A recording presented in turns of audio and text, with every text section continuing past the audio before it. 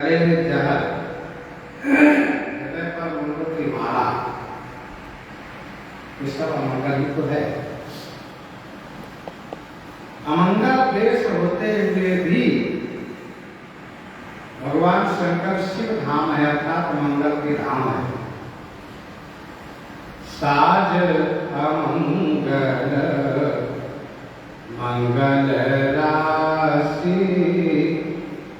साज अमंगल मंगल राशि। भगवान शिव का साज भले ही अमंगल हो पर है मंगल की राशि। करते शूल अरुडमरु विराजा,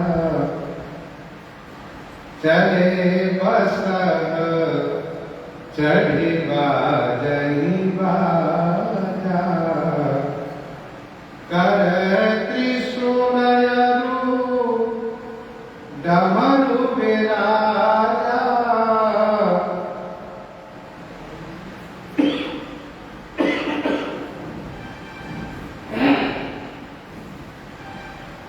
चले बस चढ़ी बाजही बाजा।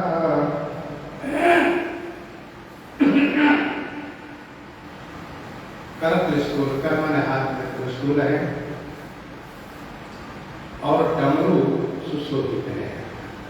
राजा माने सुशोभित है।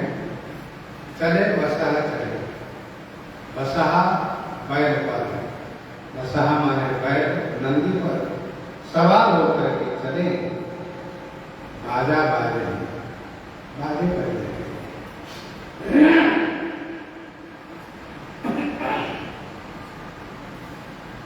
कर त्रिशूल,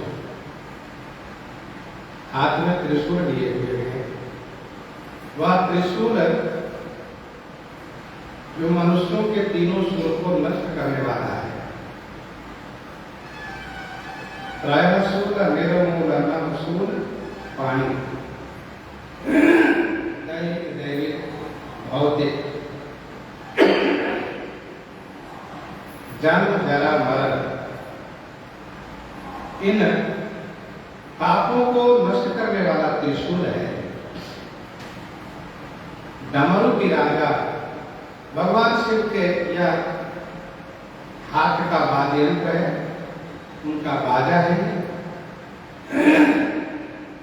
जैसे नारद जी के बीना वैसे इनके डमरू है।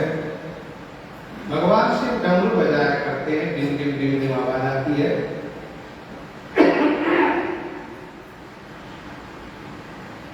यह वही डमरू है जिस डमरू से व्याकरण सूत्र का सृजन हुआ है। श्री पाणिनि जी ने व्याकरण शास्त्र को प्रचार करने के लिए भगवान शिव को प्रसन्न किया है।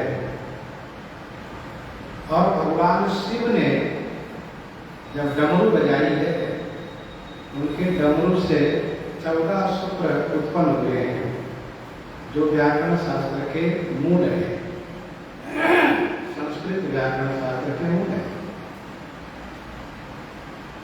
लघु सिद्धांत कौमुदी में पहले इसी का परिचय दिया जाता है। 14 सूत्र कहां से कैसे प्रकट हुए। दूसरी कथा यह भी है कि श्री सनकादिक जी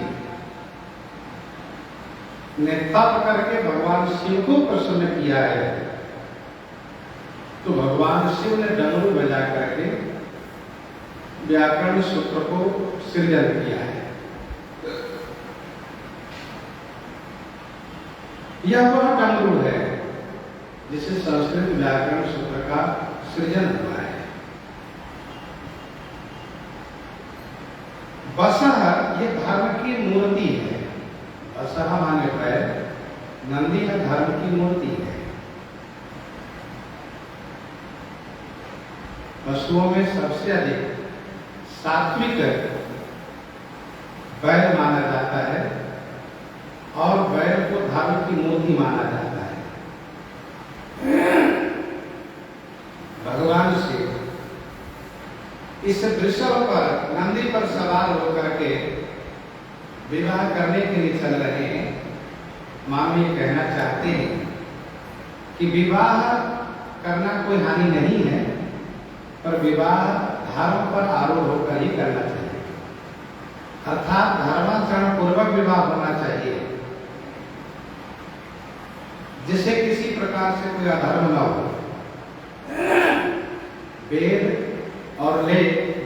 और लोक दोनों की मर्यादाओं को पालन करते हुए गृहस्थ आश्रम का पालन करना चाहिए। तो चले बसव चढ़ी बाजे राजा, धर्म पर आरूढ़ है भगवान शिव। इसका मतलब यह है कि अधर्म को नहीं सहन कर पाते हैं, अधर्म को नहीं स्वीकार कर पाते हैं। यदि कोई अधर्म कर रहा हो तो उसे तुरंत दंडित करते हैं। जब नहीं दंड कर्म कर तोरा, भ्रष्ट हो श्रुति मार्ग मोरा।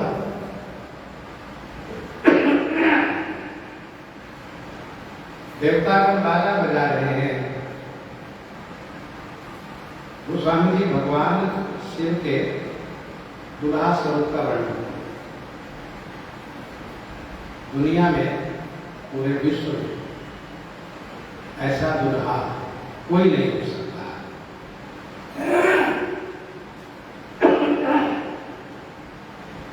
गरीब से गरीब कोई भी परिवार का होगा, वह चाहे जैसे बने और उसी से ही लेकर सही, किराया पर ही लेकर के सही, लेकिन वह वस्त्राभूषण धारण करके ही विवाह करने के लिए जाएगा। लेकिन भगवान शिव अपने सहज वेश में विवाह करने जा रहे हैं। मानो भगवान शिव यह कहना चाहते हैं कि बनने की आवश्यकता नहीं है, जैसे हो वैसे ही रहो, उसी वेशभूषा में, उसी व्यवस्था विवाह हो, दिखावा नहीं, सहज होना चाहिए। दूसरा काम यह है कि भगवान शिव समर्थ हैं बढ़िया विधान करने में, फिर भी उन्होंने देवर्षि नारद जी के वचन को सत्य करते हुए जो भी जटिल काम नगर अमंगल वेश अस स्वामी यही काम मिलाई परिहस्त असिरेख, तो उस हस्त रेखा को देवर्षि नारद जी के वचन को चरितार्थ कर रहे हैं।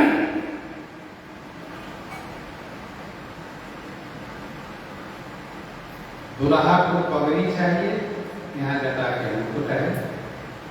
दुल्हा को मोर चाहिए, यहाँ पर सर्पों का मोर है।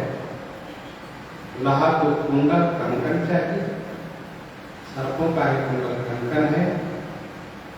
दुल्हा को उबटन चाहिए, अंगराग चाहिए, यहाँ पर भस्म है। दुल्हा को धोती कुर्ता टोपी आदि चाहिए, यहाँ पर बागंबर है। दुल्हा को तिलक चाहिए, यहाँ पर जो दूज ये चंद्रमा है, या कि जो चंद्रमा है ये तिलक है। दुल्हा का स्नान होना चाहिए, यहाँ पर गंगा जी के सिर से प्रवाहित है। दुल्हा के बिठौना होना चाहिए, किसी की नजर न लगे। दुल्हा को बिठौना होना चाहिए, किसी की नजर न लगे। तो भगवान शिव के भाग में जो अग्नि नेत्र है ये बिठौना है, इसकी नजर लगे नहीं वहां। जिसकी नजर उदृष्टि रूप में जाएगी वह उस बिठौना जो अग्नि नेत्र है उसके सामने वह समाप्त हो जाएगी। अग्नि नेत्र बिठौना है। दुल्हा को जनेऊ चाहिए, यहाँ सर्प का जनेऊ है। दुल्हा के गले में कंठा चाहिए, यहाँ गरण कंठ एक कंठा है। दुल्हा को हार चाहिए, माला चाहिए, बढ़िया स्वर्णमणि का माला चाहिए, ना स्वर्णमणि तो कम से कम कागज पन्नी के ही सही, फूल के ही सही। यहाँ पर नर से माला है, दुल्हा के हाथ में हथियार है, तलवार है, अथवा और भी जो उनके परिवार के अनुसार जो अस्त्र शस्त्र दिया जाता है वो हथियार चाहिए। यहाँ पर भगवान शिव के हाथ में त्रिशूल है, दुल्हा के हाथ में मुद्रिका चाहिए, अंगुली में मुद्रिका चाहिए, कर मुद्रिका चोरी चित रही। यहाँ डमरू ही मुद्रिका है, डमरू ही मुद्रिका है।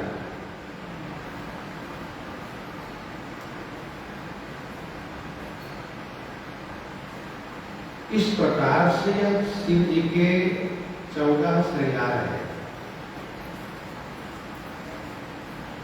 पगड़ी, मोर, कुंडल, कंकन, उटन, धोती, तिलक, स्नान, बिछौना, जनेऊ, कंठा, माला, हथियार और मुद्रिका, ये 14 है।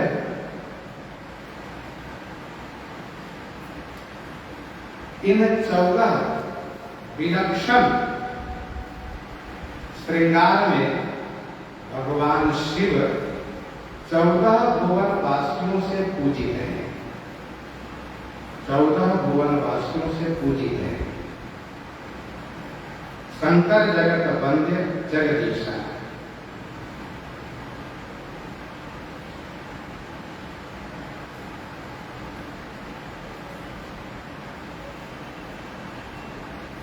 भगवान शिव विवाह करने जा रहे हैं।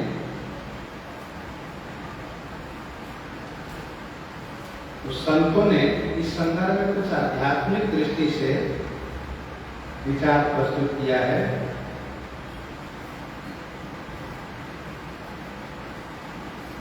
भगवान शिव काल को अपने अधीनस्थ कर रहे हैं। सर्प काल के प्रतीक है, सर्प काल के प्रतीक है। भगवान शिव काल को अपने वश में करके फिर विवाह करने जा रहे हैं। अर्थात शिव जी काल के अधीन नहीं है, काल इनके अधीन है।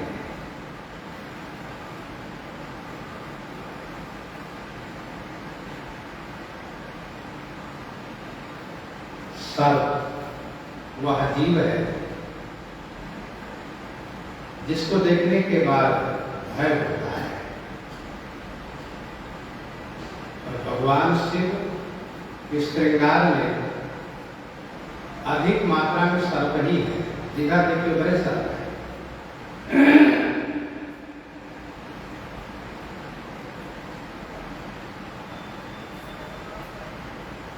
जो भस्म लगाएंगे, मानो भगवान शिव कहते हैं इस स्थूल शरीर का परिणाम यही है जिसको हम शरीर में लगा रखे हैं। स्थूल शरीर का परिणाम भस्म है, राख है, जिस भस्म को मैंने लगा रखा है।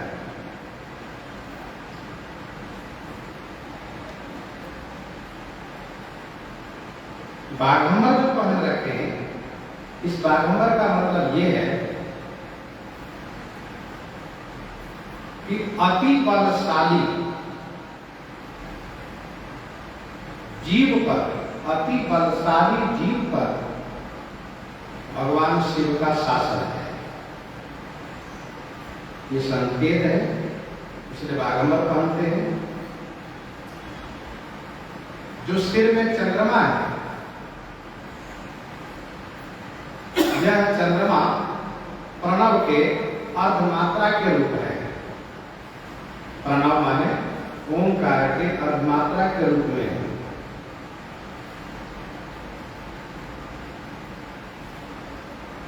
पहली बात। दूसरी बात यह है कि चंद्रमा जो दुधिया के चंद्रमा है वह सीधा नहीं, टेढ़ा है। भगवान शिव मानो यह कहना चाहते हैं कि हमारे पास टेढ़े लोगों का भी निर्वाह हो जाता है। वैसे सीधे का निर्वाह तो सबके लेकिन टेढ़े का भी निर्वाह हो जाए तो बड़ा कठिन काम है। टेढ़ जानी सब बंदई पाऊ, वक्र चंद्रमा ही ग्रस ही न लाऊ। तो भगवान शिव कहते हैं मेरे पास टेढ़े भी होना, उसका भी निर्वाह होता है।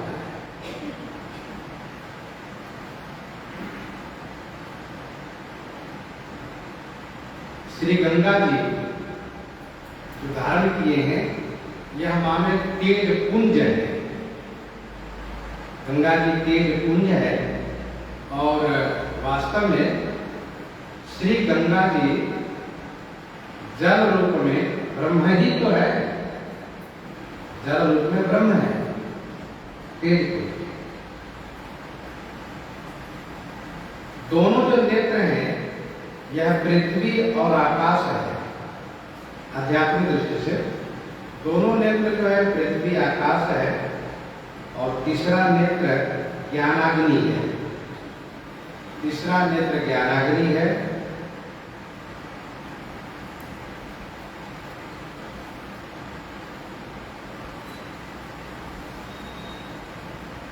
गले में जहर है।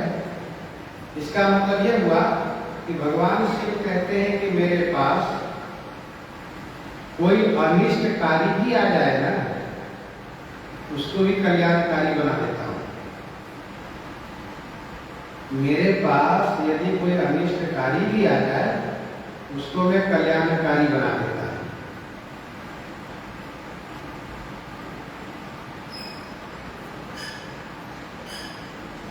मुंड की माला है, जिसका मतलब ये भगवान शिव कहना चाहते हैं कि प्रलय काल में यही स्थिति होती है। प्रलयकालीन जीव स्थिति का सूचक है गले में मुंडों की माला। त्रिशूल, त्रिशूल का मतलब यह तीन ताप और तीन अवस्था से रहित है। तीन ताप और तीन अवस्था से रहित हैं।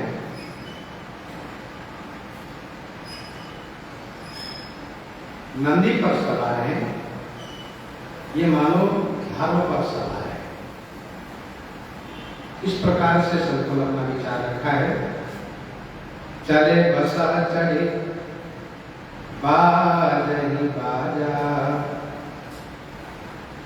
देखी शिवरी सुर प्रिय मुस्काई,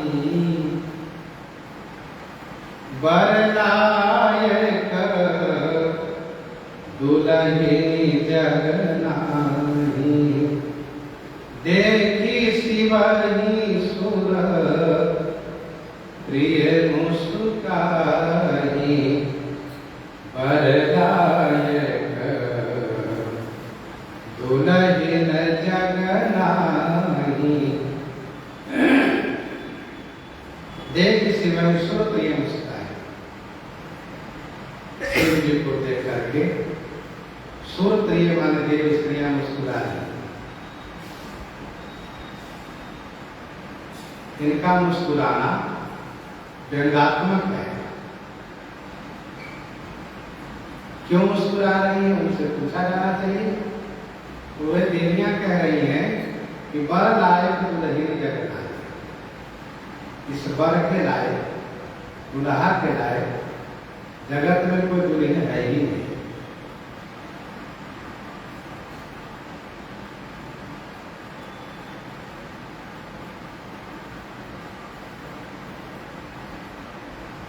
अच्छा, व्यंगात्मक जो होता है ना वो उल्टा ही होता है। कहना चाहिए कि भगवती पार्वती जो दुल्हन है उनके योग्य वर नहीं है। लेकिन ऐसा न कह करके देवियों ने कहा कि वर लायक दुल्हन जग लायक, वर के लायक जगत में दुल्हन है ही नहीं।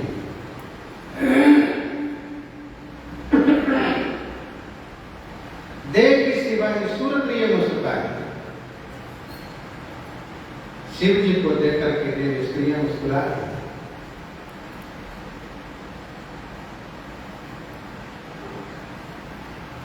भगवती श्री पार्वती जी के सौंदर्य को जब देखती है देवियां तो सोचती है बता ऐसे पर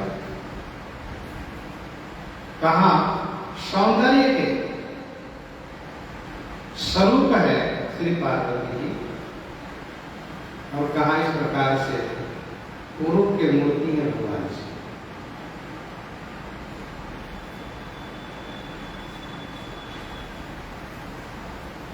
ध्यान दीजिएगा, विवाह उत्सव में विवाह कार्य व्यंग्यात्मक भी होता है।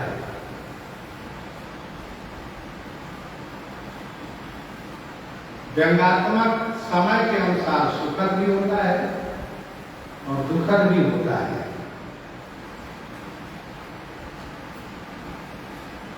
गारी मधुर सुर देहि सुंदर व्यंग वचन सुनावहि, यह सुखद है व्यंग्यात्मक। लेकिन वह व्यंग्यात्मक दुखद है जब कोई ये कहता हो कि तुम मेरे नेत्र से दूर चले जाओ और वह कहता हो कि दूर जाने की आवश्यकता, आंख बंद कर लो, हम आपके नेत्र सामने रहेंगे नहीं। ये व्यंग्यात्मक दुखद हो जाता है। मुझे आंख की कतहु को है।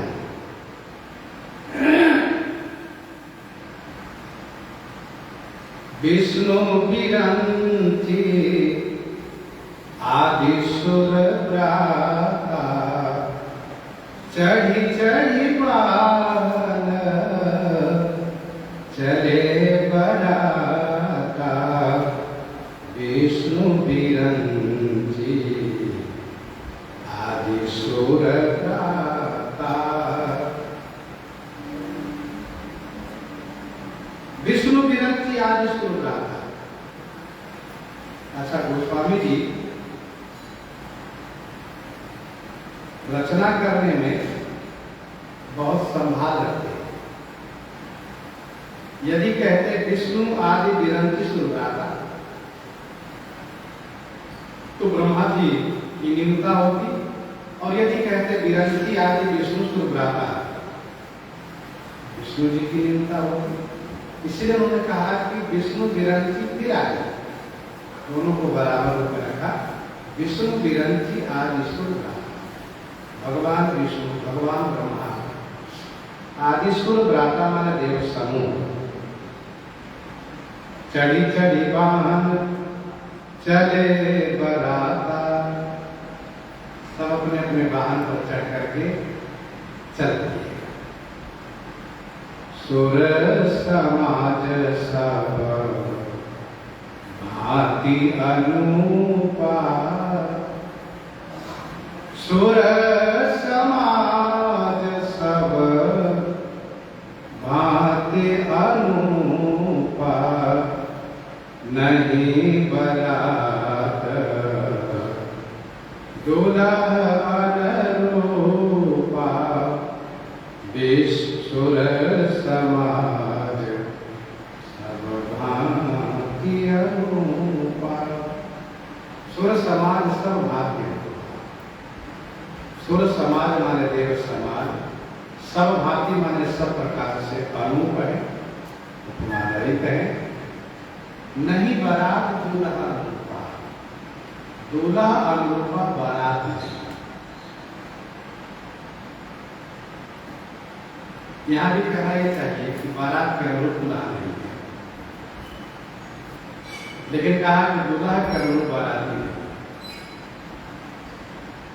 सुर समाज सब भांति अनुपा, सब भांति में सब प्रकार से, रूप से, देश से, बोली से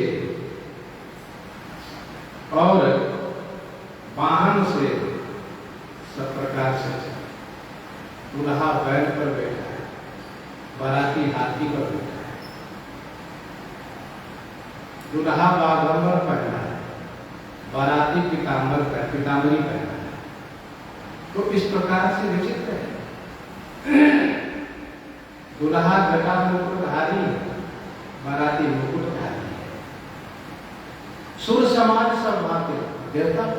अच्छा, देवताओं को सजना बड़ा प्रिय लगता है, सब सर धर के चल रहे हैं, लेकिन भगवान शिव अपने सारे रूप में चल रहे हैं।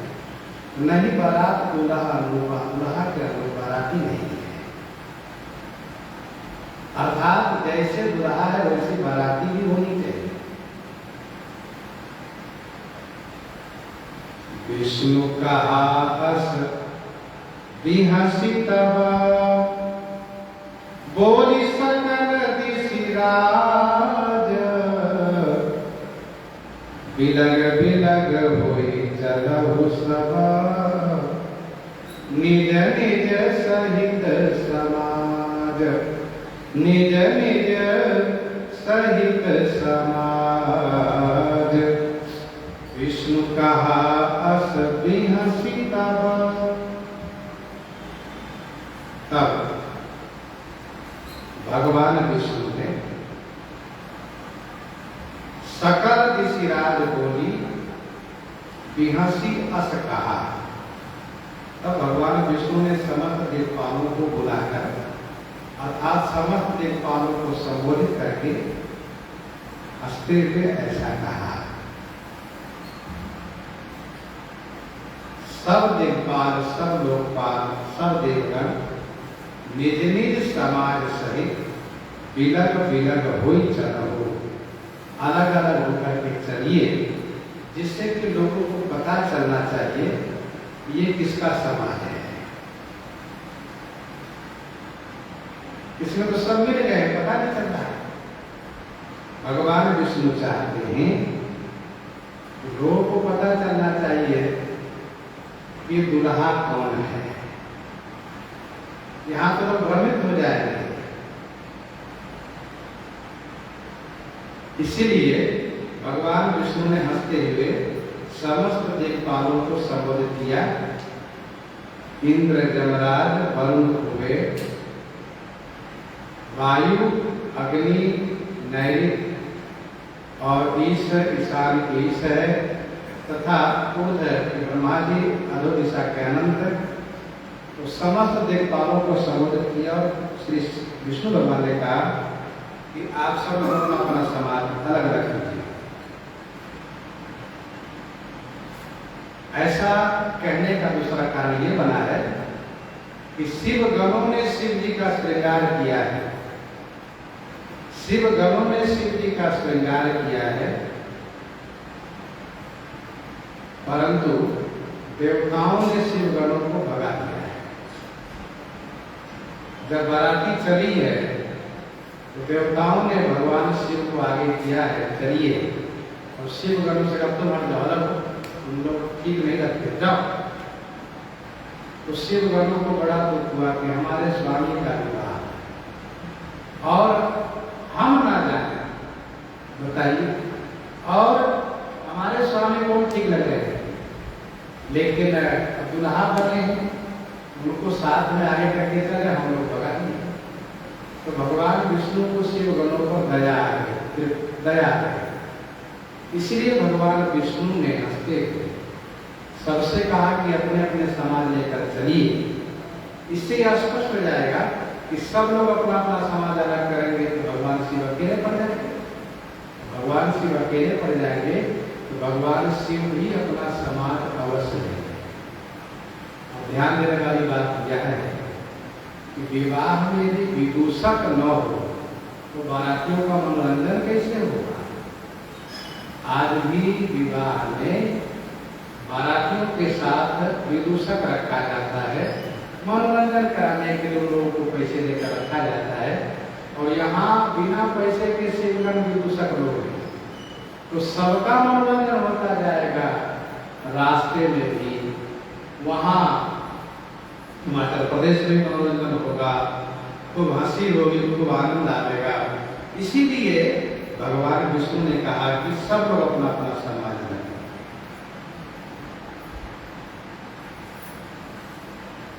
भगवान विष्णु के अभिप्राय को भगवान शिव समझ जाते हैं और समझ करके अपने लैंगिक गण को प्रेरित करके अपने गणों को बुलाते हैं।